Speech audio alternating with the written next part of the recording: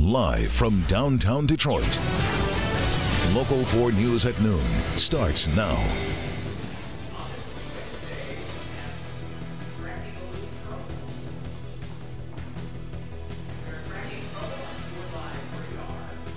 Showers and storms just to our west, and there are more storms on tap for later in the day. Tracking trouble, Sandra.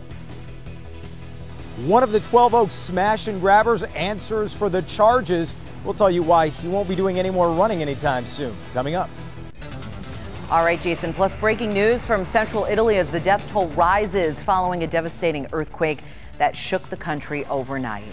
That tops our news today at noon, and right now rescue crews are working to find those trapped in the rubble. Some frightening video here shows one of the survivors trapped underneath a fallen building. Here's what we know so far. The 6.2 magnitude earthquake hit a number of towns in Italy early this morning. 73 people now confirmed dead, and that number expected to rise as crews are struggling right now to reach certain remote towns where the damage is very substantial. These are live pictures right now you're looking at from the scene where crews are working to try and save those trapped. Here is much more on the recovery effort.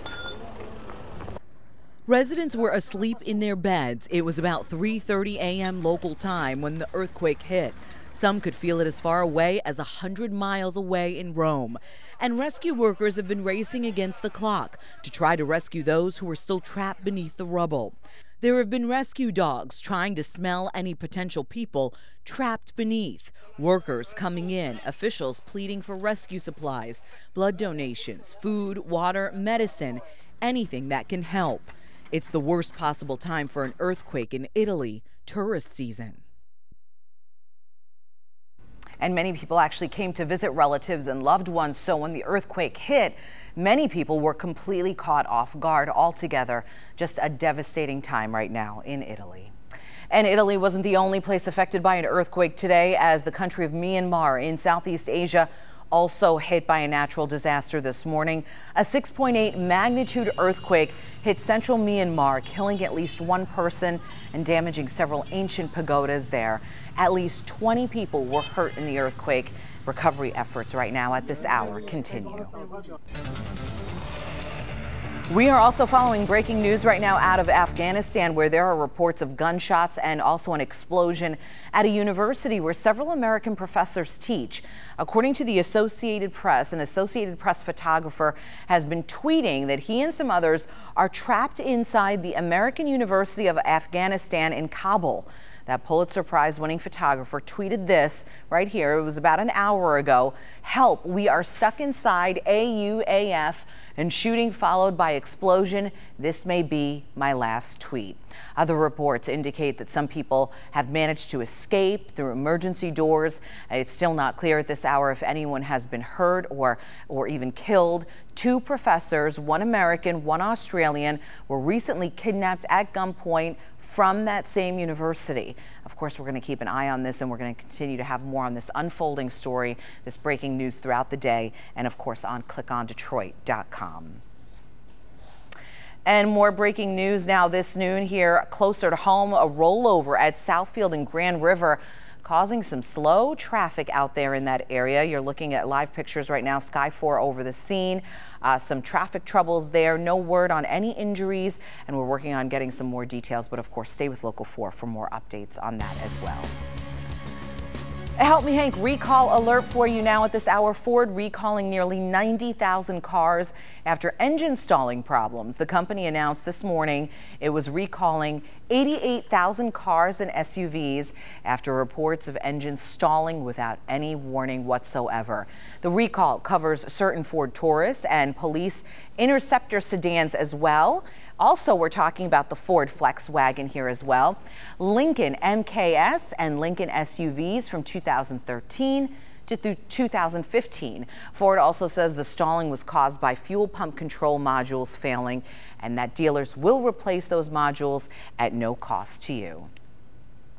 As police track down the other suspects in the 12 Oaks Mall smash and grab robbery, one of the men arrested is now facing charges. Jason Colthorpe has more on how he was much quieter than the last time we saw him. Jamal Ritter, a 26-year-old from Detroit, is the one who police say swung the sledgehammer, busting the glass at Tappers. He was arraigned today on 3 charges related to the robbery and destruction that sent shoppers into a panic Saturday at 12 Oaks Mall. Sir, do you understand all of the bond conditions? Yes. I think, hey, he just kicked us. I gotta call you back. After turning himself in, police say Ritter kicked out the back of a squad car and made another run for it, and even assaulted an officer before being rearrested. He didn't answer for those charges yet, but he won't be doing any more running. The judge today putting his bail very high at $300,000, and he'll have to come up with all of it to get out. In Novi, Jason Colthorpe, Local 4. All right, Jason, and we should point out Ritter will be back in court to face these charges coming up on August 31st. So far, a pretty nice start to our Wednesday, Brandon. Lots of sunshine out there. Yeah, we're at the tail of 2 different days today. We start out with the sun, and we're getting more into the clouds and the humidity, the wind, the storm chances, everything amping up and increasing as we head through your afternoon. But we're right around 80 degrees. You factor in a little humidity, it feels a degree or 2 warmer. 78 in Pontiac, Mount Clemens 81, City Airport and Metro Airport at 80 degrees. 79 in Monroe. It's 75 in Harrow, Ontario, because those south winds coming over Lake Erie, just a little bit cooler in southern Ontario. A few showers out here just to the west of our west zone and our south zone. But we have a couple of showers. A lot of this first wave here is going to fizzle out, not entirely, but we have lightning tracker on and not currently seeing much in the way of intensity with this first round. It's the next round that will come up into the area as we head through the middle and late afternoon hours and likely into the evening as well. So it's breezy, it's a little more humid, and showers are just west right now. 82, feeling more like 85 through your afternoon with spotty showers and storms. And some of them, especially after 4 or 5 o'clock, Sandra, could be on the stronger side. So we'll keep a close eye on that. In the meantime, you could find your zone in the 4-zone weather forecast on the weather page of clickondetroit.com. All right, thank you, Brandon. A police standoff in Detroit has ended, but the case and the search for a gunman far from over. This is all unfolding on Detroit's west side, and at one point, a 4-year-old may have been involved. Priya Mann has more after police discovered the man was not inside the house. Detroit police are actively looking for the suspected gunman accused of shooting at Detroit police with an AK-47. Take a look at D'Angelo Davis. Police are warning the public to consider him armed and dangerous. Here's how events unfolded throughout the early morning hours. Just before midnight, a group, including Davis, were playing a dice game near Whitcomb and Kendall. There was a fight and shots were fired. Now, Detroit police were responding to that incident when D'Angelo took off. And during that pursuit, Detroit police say D'Angelo allegedly shot at them. Officers returned fire. A short time later, the K-9 unit tracked the man back to his home near Schoolcraft and Greenfield, and police surrounded the home for hours. During that time, 9 people safely left the home, but a 4-year-old boy who was sleeping at the time was still inside. Detroit police woke the boy up using a megaphone, and around 6 this morning, the child walked out of the home unharmed. He was reunited with his mother. Moments later, police were able to get in the home and discover the alleged gunman was not there. We spoke with the DPD captain about the hours-long standoff and the alleged shooting. Anytime someone fires shots at a police officer, you know, we take it very seriously. We take all shootings seriously, but when someone actually shoots at the police and you know that the police are armed, there's something wrong with that person. So hopefully we can get this person off the streets as soon as possible. Again, Detroit police are actively searching for D'Angelo Davis. They're urging Davis to turn himself in. If you see D'Angelo Davis, do not approach him and call police. Reporting from the west side, I'm Priya Mann, Local 4. A man accused of being involved in the carjacking and murder of a father on Christmas Eve learned he will spend up to 17 years in prison. Devon Williams pled guilty to second-degree murder for the death of popular Detroit musician and father Anthony Tolson. Prosecutors say Williams drove 2 other men the night Tolson was killed. Tolson's mother talked to the court before the sentence was read. All I have now is memories. On December 30th, I closed the casket to my son and said goodbye. You get a chance to live. My son is gone forever. Williams refused to apologize to Tolson's mother. He also denied driving the men the night of Tolson's murder. A motorcyclist is dead at this hour after a hit and run this morning in Warren. The accident happened around 4 this morning at 8 Mile in Groesbeck. The driver of the car left his car right there at the scene and then just took off running. The identity of the victim has not been released. Police tell us their investigation continues. And another motorcycle accident, this one in Macomb Township, leaves a 62-year-old man dead. He is being identified as 62-year-old John Stoll. Stoll was traveling eastbound on 24 Mile Road when he was hit by a 43-year-old woman driving a Dodge Caliber. Stoll was taken to the hospital where he was pronounced dead. Police tell us they're still investigating. They're also asking anyone with any information to please call the Macomb County Sheriff's Department. A driver suspected of falling asleep behind the wheel hits and kills another driver in Garden City. It happened around 11:30 last night. It happened on Ford Road in Merriman. Police say the suspected sleepy driver crossed the center line and hit another car, killing a 28-year-old man from Detroit. A 24-year-old man from Dearborn is believed to be responsible for the accident, and right now that man is in the hospital. Still to come here at noon, tackling terror, military tanks heading into Syria. Find out how they plan to combat the Islamic State. And public outcry continues over the skyrocketing costs of EpiPens, what reports are now saying about executives at the company.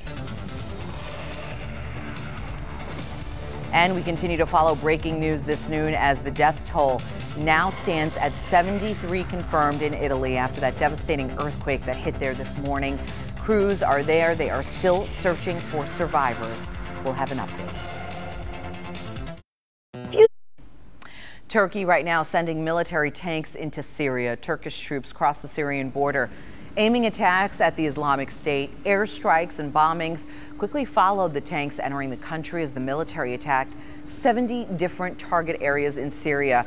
All this comes after Vice President Joe Biden was in Turkey today talking about parameters for American support in the area. Attacks continue as a death count at this hour remains unclear.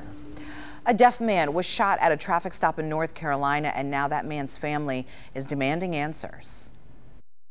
Why was he shot? And that keeps running through my mind, and I can't accept it. Why did the officer shoot? There was nothing. Officers say they tried to pull over Daniel Harris last Thursday, but Harris, they say, didn't stop. Eventually, police approached Harris outside of his house, and while it remains unclear what happened afterwards, and it's still unclear what happened after Harris actually walked out of his car, there was some sort of confrontation. Harris was shot and killed by an officer. His family believes the shooting was a result of Harris being deaf. That's what his family is saying. And now authorities are reviewing all available dash cam and body cam footage to try to come up with some answers. Public outcry continues over the skyrocketing cost of EpiPens, and according to reports, there are reports that executives at the company gave themselves enormous raises. The price for the EpiPen rose from $56 to more than $317 over an 8-year period. And during that same time, compensation for the company's CEO went from about $2.5 million a year to nearly $19 million a year. According to Bloomberg also saying other top executives within the company received considerable raises as well. Still to come, the start of the school year. It can be a very stressful time for everybody, and to help with some of that stress, there are some apps to tell you about that may help you relax. Brandon? A little weather lesson today for the kids. Heavy downpours, some gusty winds, and small hail. Concerns as we have a marginal risk for severe weather later, and more storms on tap for your Thursday coming up.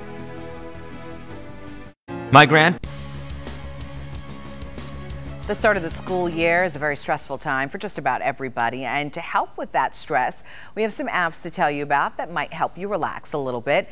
Headspace is a meditation app for beginners that walks you through exactly how to meditate for just 10 minutes a day. The Mindfulness app lets you choose the type of meditation that you want and also for how long.